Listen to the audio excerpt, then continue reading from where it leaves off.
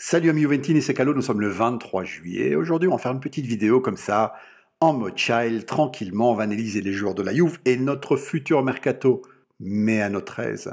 Alors prenez un petit cocktail ou alors vous vous mettez dans votre lit avec des AirPods. Juste hors de question de faire des cochonneries en m'écoutant, je vous préviens. Pour le reste, restez avec moi, ça va être magique. Alors petite précision, ça sera pas mon avis, non mais ça tout le monde s'en fout. Je vais juste prendre des infos qui tournent sur les médias italiens et je vais essayer de prédire le mercato de la Juve. Comme ça, si je me trompe, vous pourrez vous foutre de ma gueule sur Twitter. Deuxième précision, je voulais me baser sur les stats des joueurs. Mais pour un milieu de terrain, les mecs, pour être honnête, il faudrait prendre 20 stats. Balles récupérées, balles perdues, passes réussies, passes ratées, etc., etc. Ça serait trop long et c'est juste pas possible. Donc je vais me baser sur les notes de la Gazette. Alors, la Gazette, premier journal sportif d'Europe, journal philo-intériste. Mais pour tout ce qui est notes, les mecs, ils sont vraiment nickel. Moi, la plupart du temps, je suis d'accord avec eux. Juste en Italie, il faut savoir que la moyenne est de 6. Une note de 6, vous avez fait un match correct. Plus que 6, vous avez fait un bon match. Moins que 6, vous avez fait de la merde. En bas à droite, je vous mets le salaire des joueurs de la Juve. Et on commence par le début, on commence par le gardien. Le premier, c'est Szczęsny. Regardez-moi comme il est beau, on dirait un basset. Alors Szczęsny, quand il a signé à la Juve, moi je vous avoue, j'étais un peu sceptique. Ok, il avait fait 2 bonnes saisons à la Rome, mais c'était tellement bonne que derrière lui, son remplaçant, c'était Alisson Becker. Imaginez un peu. Mais bon, il était quand même resté 8 ans à Arsenal, quoi. Et là-bas, il était vraiment pas bon. Moi, j'étais pas super emballé. Eh bien, m'a fermé ma bouche. De mémoire, en 2 ans, il a fait une seule bourde, une seule contre Brescia en début de saison. Cette année, il a pris une moyenne de 6,31. 6,31, les mecs, c'est solide. À titre d'exemple, El Famoso Donnarumma, le meilleur gardien de la galaxie, c'est une moyenne de 6,20, les mecs. Ça donne une idée. Donc, pour Szczęsny, il n'y a aucune rumeur concernant un éventuel départ. Il prend relativement peu d'argent. Alors, imaginez, prendre la même chose que Rogani. Le club est content de lui, pour moi à 95% il reste. Deuxième gardien, Buffon. Alors Buffon, c'est la famille. Il vient de renouveler, il veut vraisemblablement battre le record de longévité de Zoff. Évidemment, c'est plus tellement un chat, c'est plus devenu un koala. Mais malgré son âge, les prestations restent excellentes. Il n'a joué que 9 matchs, donc c'est plus facile d'avoir une bonne note. Mais il prend quand même 6,31, comme Szczęsny. Pour moi, 100% il reste. Gardien suivant, Perin. Alors Perin, on le prend du Genoa pour en faire notre deuxième gardien. On le prend en fin de contrat, donc gratuitement, et pour compenser, on lui donne un gros salaire. 2,3 millions net par an pour un gardien remplaçant, c'est énorme. Sachez qu'en tant que gardien titulaire au Genoa, il prenait 900 000 euros par an. Quelques semaines après sa signature, Buffon décide de revenir. Du coup, on en fait quoi de Perin? Rien. L'été dernier, on arrive à le vendre au Benfica, il arrive à l'aéroport de Lisbonne, mais comme une star. Ensuite, rien, vu qu'il rate sa visite médicale à cause d'une blessure à l'épaule. Là, il va physiquement bien, et la Juve l'a prêté sans option d'achat au Genoa. C'est un gardien de club de milieu de tableau avec un salaire de grand club. Il va être difficile à placer et si on arrive à le vendre, c'est maximum 5 ou 6 millions. À mon avis, il partira en prêt. Perin, indésirable. Latéral droit, Cuadrado. Alors Cuadrado, j'en ai déjà fait suffisamment l'éloge, mais polyvalent, décisif dans les grands matchs. Souvenez-vous de son but contre l'Atlético. Quand un latéral repique vers le centre comme lui, balle au pied pour l'adversaire, c'est indéfendable. Il a été élu par 3 journaux européens, dont l'équipe, le meilleur latéral droit des poules de Ligue des Champions. Et c'est totalement mérité. Le mec a un des plus petits salaires du club. Il peut jouer latéral, il peut jouer ailier. On peut le laisser 2 mois sur un banc, il perd jamais son sourire. Dans le vestiaire, il est aimé de tous. Cuadrado, à 99%, il reste. Et j'en suis très content. Latéral droit suivant, Danilo. Alors moi, j'ai plus la force, les mecs, je trouve même plus les mots. Tout ce qui me vient à l'esprit lorsque je pense à lui, c'est allumettes et bidons d'essence. Avec la note moyenne de 5,61, c'est officiel. Danilo est de la main-d'œuvre volée à l'agriculture. Chiffre en main, c'est un des pires latéraux de Serie A. Et la mauvaise nouvelle, c'est qu'on va être obligé de le garder, car sur le bilan, il pèse encore 29 millions. Et qu'en Italie, il est interdit de vente à perte. Donc à moins de trouver un fou qui nous paye cette somme, c'est mort. Il reste la solution du prêt, mais il faudrait trouver un mec qui lui donne son salaire à lui et qui nous donne à nous une année d'amortissement, donc 7 250 000. Voilà, Danilo à 90%. Il reste.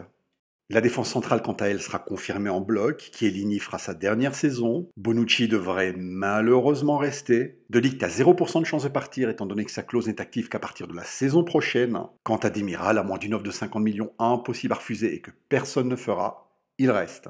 Les latéraux gauche, alors gros chantier, les mecs gros chantier. Alexandro, avant de faire cette vidéo, moi je pensais qu'il avait fait une saison moyenne. Et en fait pas du tout, avec la note de 5,74, il a fait une saison médiocre. Ça a un poil mieux que Sandro, donc il se sauve de justesse de la catastrophe. Mais cette note à la Juve, c'est pas possible. C'est à la rigueur acceptable pour un remplaçant, mais pour un titulaire, il peut pas se permettre cette note. Là le joueur est sur le marché, moi j'en suis sûr. Paratici a critiqué les latéraux il y a quelques semaines, et ça c'est quelque chose qui ment pas. Sandro est arrivé de Porto très fort offensivement, Allegri lui a fait prendre du muscle, l'a rendu très fort défensivement, et là il ne sait plus ni attaquer ni défendre. Là, je vais me mouiller, et si je dois faire une prévision, il y a 60% de chances qu'il reste, car je pense qu'on va pas trouver acheteur. Mais en tout cas, il est sur le marché, pour moi c'est évident. Latéral gauche suivant, Deschilio. Alors il y a des latéraux mauvais, des latéraux blessés, lui il est à la fois mauvais et blessé. Il n'a joué que 6 matchs et pourtant il a réussi l'exploit, avoir une note négative. À chaque fois que je lis une affaire mercato de la Juve, je vois le nom de Deschilio qui est donné comme contrepartie, ce qui prouve qu'il est en vente. Paratici va-t-il réussir à se débarrasser du fils d'Allegri? Je dirais que c'est 50-50. Pellegrini, alors prêté au Cagliari, on peut lire sur Twitter des milliers de messages disant mais pourquoi on l'a prêté? Paratici, j'irai pisser sur ta tombe alors que c'est Sarri qui a dit qu'il n'en avait pas besoin. Pellegrini, notre sauveur. Les mecs, je vous arrête tout de suite, Pellegrini a été mauvais cette année. Je viens de jeter un œil sur un forum du Cagliari, le moins qu'on puisse dire c'est qu'ils sont pas contents. Il est encore jeune, c'est un 99, mais pour le moment il n'est pas digne de revêtir le maillot sacré. Pour moi, à 80%, soit il repart en prêt, soit on le place dans un échange. Passons au milieu, Khedira est un escroc. Il y a 2 ans, il courait déjà presque plus. En 2017, il avait une moyenne de 9 km par match, comme Oedes, qui n'avait qu'une jambe. Mais là, il ne court plus du tout. Récemment, il a fait une vidéo en disant Forza Juve, alors il avait une télécommande Netflix en main gauche et une coupe de champagne main droite. La société fait tout pour le vendre, enfin le vendre, si on arrive à s'en débarrasser sans devoir lui payer un bon de sortie, c'est un miracle. Khedira, indésirable, et même si on n'arrive pas à le vendre, c'est désormais un ex-joueur. Toujours au milieu sont confirmés Matuidi, bien qu'il ait des performances médiocres, il vient de signer jusqu'en 2021. Rabiot, mais si une offre nous permettant de faire une plus-value de 20 millions arrive, Paratici le catapulte dès demain matin. Arthur, que je mets au poste de régiste en attendant qu'on en achète un de métier. Et Betancourt. Ramsey, quant à lui, ne serait pas retenu si une offre arrive, mais vu son salaire, pour moi il a 75% de chance de rester. Les externes gauche, Ronaldo. Alors moi je ne sais plus quoi dire. Chaque année on se dit non mais il a un an de plus, il va être moins fort. Et chaque année, il fait fermer sa gueule à tous ses détracteurs. Si on peut discuter quel est le plus fort joueur du monde dans l'absolu, on ne peut pas discuter le fait qu'il est le meilleur du monde à son poste. Cristiano Ronaldo est une machine, et cette machine, c'est la Juve qui la possède. Il y a bien eu des rumeurs évoquant un départ, mais Paratici a répondu lors du dernier match. Je le cite. Ronaldo n'est pas content d'être à la Juve, c'est plus que ça, il en est heureux. Et nous sommes heureux de l'avoir avec nous. Pour moi, Ronaldo, à 90%, il reste. L'autre externe gauche, Douglas Costa. Alors oui, je sais, Costa joue à droite. Mais c'est pas de sa faute si Ronaldo ne se blesse jamais. L'année avant l'arrivée de Ronaldo, Costa avait joué 13 matchs de Serie A à gauche, et lui-même le dit, il est plus fort de ce côté-là. Dans son interview à la Gazzetta d'il y a 2 ans, il expliquait qu'il préférait les passes décisives au but. Et c'est pour ça qu'il préférait jouer à gauche, car comme ça, il avait plus de facilité à passer la balle dans la course de l'attaquant. Costa peut aussi bien jouer à droite qu'à gauche, mais vu qu'on n'a aucun autre externe gauche dans l'effectif, pour le moment, je le mets là. Concernant sa permanence chez nous, c'est très difficile à dire. D'un côté, quand il rentre en cours de match, il est incroyable, il peut casser un match à lui tout seul. Costa est clairement un des meilleurs jokers du monde. D'un autre côté, cette année, il a raté 17 matchs à cause de blessures, on peut pas compter sur lui. Quelle sera la décision de Paratici? J'en sais rien. Si vous voulez mon avis, il ne cherchera pas à le vendre à tout prix, mais si une offre correcte arrive, il part. Pour moi, c'est du 50-50. Externe droit, Kulusevski arrive. Mon Dieu qu'il est laid. C'est le seul joueur de Serie A à être top 5 dans 3 statistiques majeures. Kilomètres parcourus, passes clés, passes décisives. Ce genre de stats, ça vaut tous les dribbles et tous les petits ponts du monde. Je suis très content qu'on l'ait acheté, mais malgré ça, il est pour moi impensable qu'il soit titulaire d'entrée de jeu. Externe droit suivant, je me calme, Bernardeschi. Sur Twitch, j'ai déjà assez parlé de lui, de sa dépression, de ses performances indignes et du reste. Je vais juste vous donner un chiffre, 5,52. Tout poste confondu, parmi les joueurs ayant moins joué 20 matchs, c'est le 8e pire joueur de Serie A. Avec de telles performances, le joueur est en vente, j'en suis sûr à 100%. Maintenant, est-ce qu'on arrivera à le vendre? Rien n'est moins sûr. La seule équipe qui semble intéressée, c'est le Napoli, mais malheureusement, pour signer dans ce club, il faut céder ses droits à l'image. Et lui a vendu les siens à une agence il y a quelques mois, donc c'est mort. Bonne chance à Paratici pour nous débarrasser de ce joueur. Passons à l'avant-centre, Dybala. 6,85. Je n'ai pas connu la Serie A de Maradona, mais 6,85, c'était la moyenne que prenaient au pic de leur forme des ballons d'or comme Nedved et Cannavaro. Le club et son agent traitent actuellement pour un nouveau contrat. Le joueur voudrait 15 millions annuels, le club en offre 10. À mon avis, ça va se clôturer aux alentours de 12. Je le pense, Paratici l'a confirmé, Dybala reste à 100%. Autour de Gonzalo Higuaín. Derrière Ronaldo, c'est le 2e salaire du club, et malgré des notes correctes, on ne peut pas donner un salaire pareil à un remplaçant.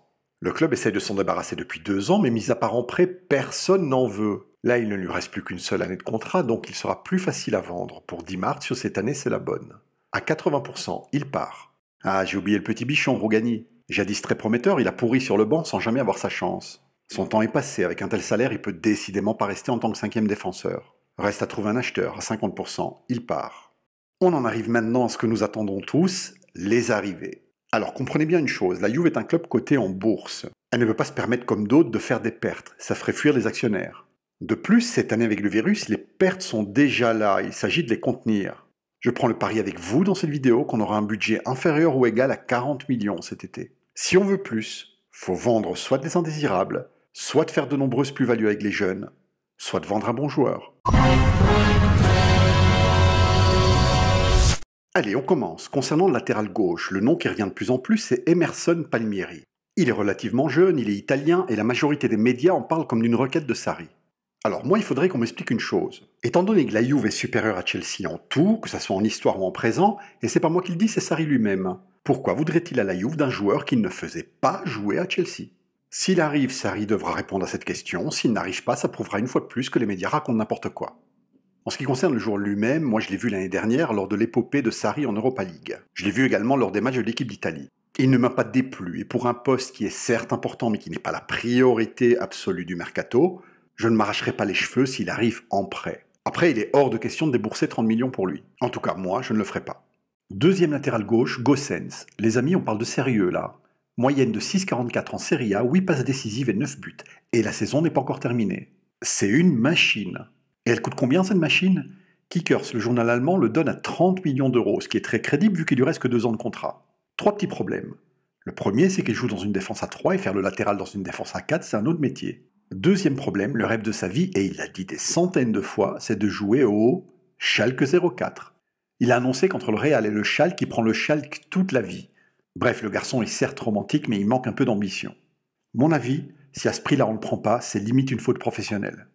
Passons au milieu de terrain. Alors il y a 2 pistes. La première, c'est celle qui conduirait à un regista pur de métier. Et dans les médias italiens, il y en a 2 qui ressortent. Alors le premier, c'est Locatelli. Moi, j'étais très sceptique sur le joueur. Au Milan, il était très mauvais, mais il était aussi très jeune.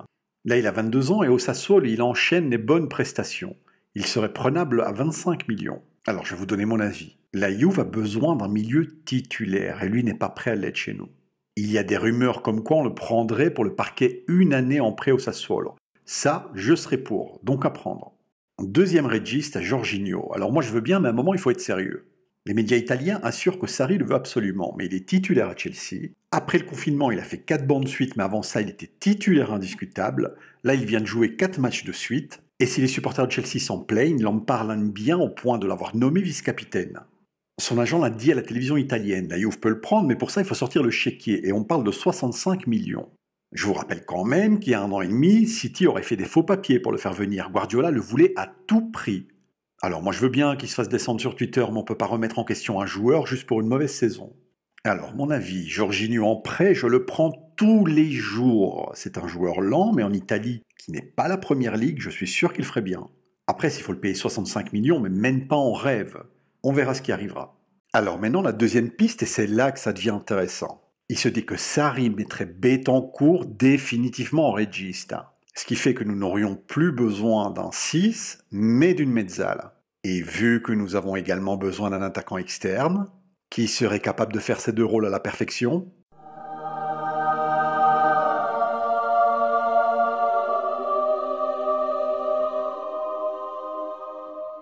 tous les grands clubs européens bénéficient de minimum 10 buts par an faits par leur milieu. À la Juve, nous avons Betancourt qui a peur de tirer au but, Matuidi qui a des blocs de béton à la place des pieds, quant à Rabiot, on verra bien la saison prochaine. Mais pour le moment, niveau but, c'est pas vraiment ça. Nous avons désespérément besoin d'un milieu qui donne de la profondeur, qui puisse apporter des surnombres en surface, et qui soit polyvalent pour faire 2 rôles, et aussi qui marque des buts. Quant à la question qu'on me pose souvent, oui, mais il ne serait pas incompatible avec Dybala ou Kulusevski. Je sais même pas quoi vous répondre tellement que c'est débile. Les joueurs ne sont pas incompatibles car les rôles sont différents. Tous les grands joueurs peuvent jouer ensemble. Où les placer, c'est le rôle de l'entraîneur. Et si Zaniolo joue effectivement externe droit avec Fonseca, avant ça, sous Di Matteo, il jouait externe droit, mais également mezzala. De plus, il a été formé mezzala chez les jeunes. Ça m'étonnerait qu'il ait oublié le rôle comme ça en si peu de temps. Maintenant, la question est, est-ce que ce transfert est possible? Je vais pas vous cacher que ça va être très difficile. La Roma a besoin d'argent, mais ils ne veulent pas le vendre. Il faut que ça soit lui qui demande à partir. Et je pense qu'il veut rester une année de plus à la Rome. La semaine prochaine, son agent rencontre le club. On verra. Pour moi, je donne 20% de chances que ça arrive. Concernant la mezzala et également l'externe droit, il y a plusieurs autres rumeurs, mais tant que je ne reçois pas un minimum de confirmation, je préfère pas vous en parler. Concernant l'attaque, ça parle de Giménez, mais pour un joueur de presque 30 ans, ils vont vous en demander 60 millions. Et encore, ça m'étonnerait qu'ils le vendent après une seule saison. Pareil pour Lacazette, ça en parle, mais j'ai une connaissance de Twitter qui le connaît dans la vraie vie et qui m'a dit qu'il n'est pas très tenté par l'Italie car les entraînements sont trop durs. Bref, le seul nom crédible pour moi pour l'instant en attaque, c'est Milik. Le joueur revient d'une grande blessure, cette saison il a encore raté 9 matchs à cause de son physique, mais avant ça il avait des stats de malade. Apparemment on pourrait prendre le joueur avec des échanges, on va voir ça. Si on peut leur filer un indésirable contre Milik, qui ne serait somme toute qu'un remplaçant, sans débourser un euro, moi je dis oui.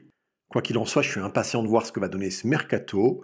Voilà les amis, je pense qu'on a fait le tour. On aurait pu parler beaucoup d'autres choses, mais le temps avance. Abonnez-vous à la chaîne, likez, appuyez sur la petite cloche, c'est pour le référencement, et Forza Juve. Salut!